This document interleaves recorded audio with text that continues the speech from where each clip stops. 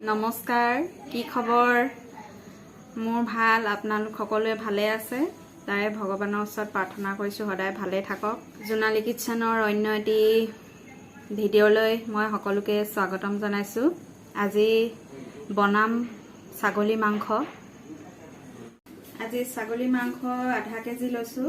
এয়া পিঁয়াজ কাটি লৈছোঁ, নহৰু, আদা, তেজপাত, শুকান জলকীয়া আৰু এয়া লং ইলাচি, ডালচেনি। লগত ডাঙৰ ডাঙৰকৈ আলু কাটি লৈছোঁ, 3টা বিলাহীও কাটি লৈছোঁ আৰু এইখিনি গৰম মছলা মিক্সিত পিচি লৈছোঁ। বলক এতিয়া তেন্তে আমি ভিডিঅ'টো আৰম্ভ কৰোঁ। আজি মই মাংসখিনি প্ৰেছাৰ কুকাৰত বনাম।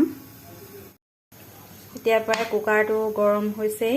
মই ইয়াত মিঠাতেল দি দিছোঁ। এতিয়া প্ৰায় তেলখিনি গৰম হৈছে। ইয়াত মই দি দিম লং ইলাচি, ডালচেনি,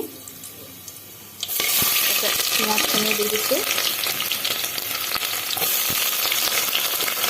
এইখিনি এতিয়া এনেদৰে ৰঙা পৰালৈকে ভাজি ল'ম। পিঁয়াজখিনি প্ৰায় ৰঙচুৱা হৈছে। এতিয়া মই ইয়াত আদা নহৰুখিনি দি দিম।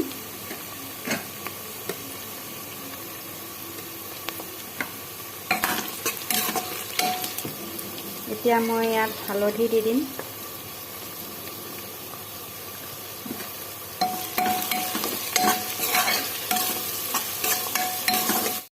এতিয়া পিঁয়াজখিনি ভজা প্ৰায় হৈ গৈছে। এতিয়া মই ইয়াত মাংসখিনি দি দিম।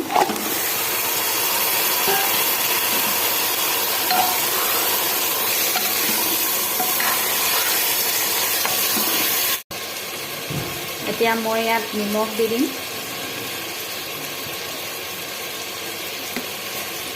আকৌ এনেকৈ ভাজি থাকোঁ।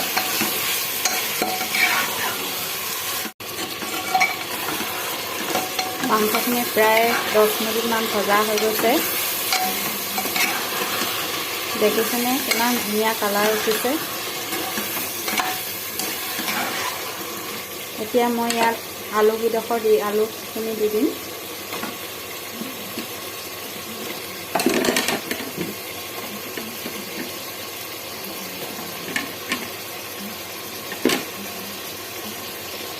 আলু আপোনালোকে নিজৰ আন্দাজ অনুসৰি দিওঁ বুলিলেও পাৰে, নিদিওঁ বুলিলেও পাৰে। এতিয়া প্ৰায় 10 মিনিটমান ভজা হৈ গৈছে। আকৌ এতিয়া মই ইয়াত দি দিম বিলাহী। মই ইয়াত বিলাহীখিনি দি দিছোঁ।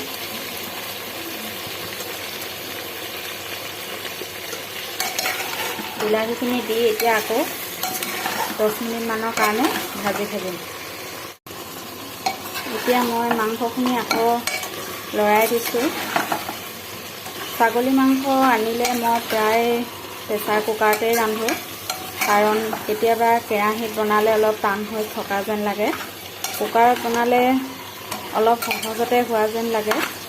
চিটি 6-7টামান মাৰিলেই মাংসখিনি ধুনীয়াকৈ সিজি যায়। এতিয়া মাংসখিনি ভজা প্ৰায় হৈ গৈছে। এতিয়া ইয়াত পানী দি মই